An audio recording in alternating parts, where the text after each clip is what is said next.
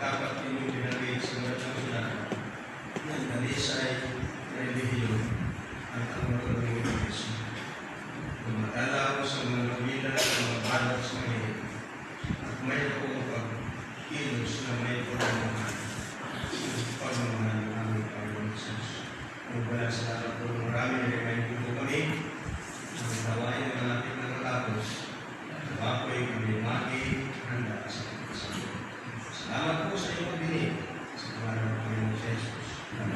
Amen.